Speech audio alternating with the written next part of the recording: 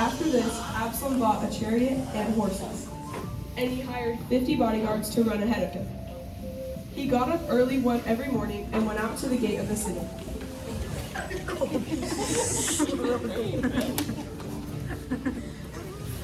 When people brought a case to the king for judgment, Absalom would ask where in Israel they were from, and they would tell him their tribe.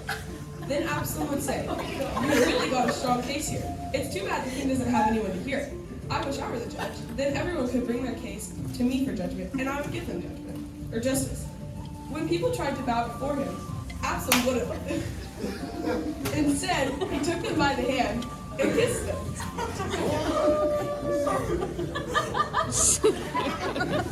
Absalom did this with everyone who came to the king for judgment, and so he stole the hearts of all the people of Israel.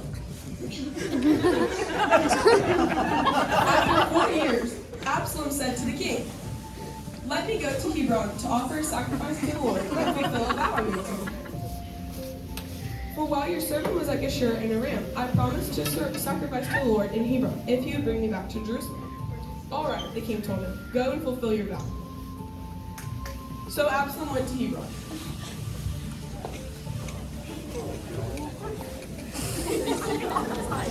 But while he was there, he sent secret messengers to all the tribes of Israel to stir up a rebellion against the king. "As soon as you hear the ram's horn," his message read, "you are to say, 'Absalom has been crowned king in Hebron.'" He took 200 men from Jerusalem with him as guests, but they knew nothing of his intentions.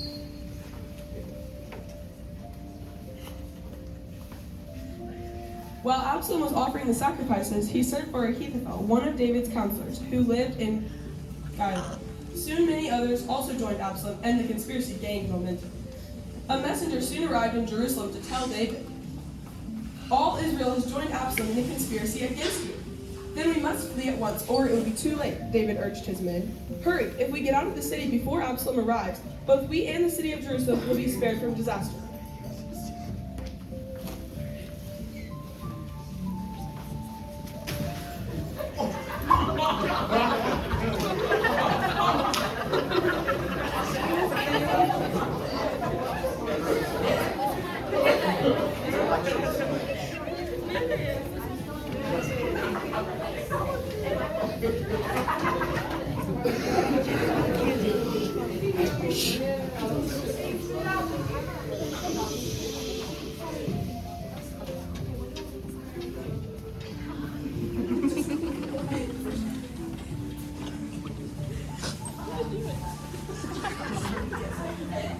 David now mustered the men who were with him and appointed generals and captains to lead them.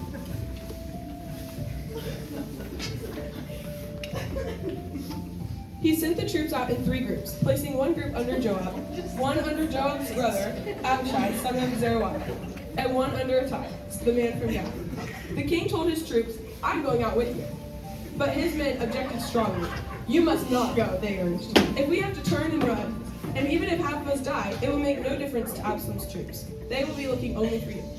You are worth 10,000 of us, and it is better that you stay here in the town and send help if we need it." "If you think that's the best plan, I'll do it," the king answered. So he stood alongside the gate of the town as all the troops marched out in groups of hundreds and of thousands.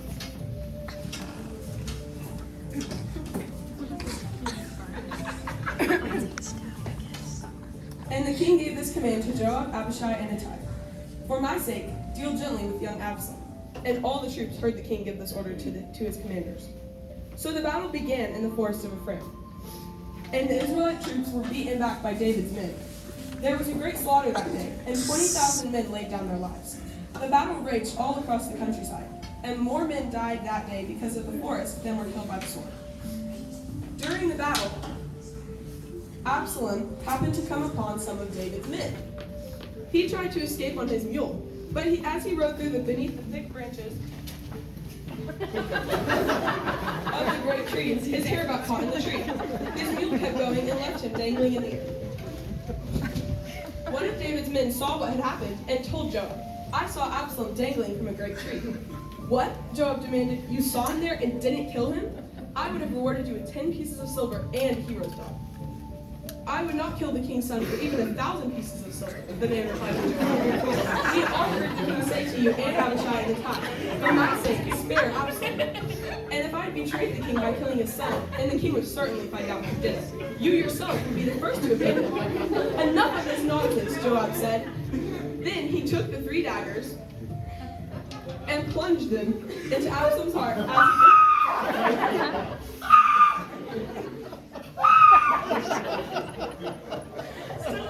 It's a great truth. 10 of Joab's young armor bearers then surrounded Absalom and killed him. Then Joab blew the ram's horn. Then his men returned from chasing the army of Israel. They threw Absalom's body into a deep pit in the forest.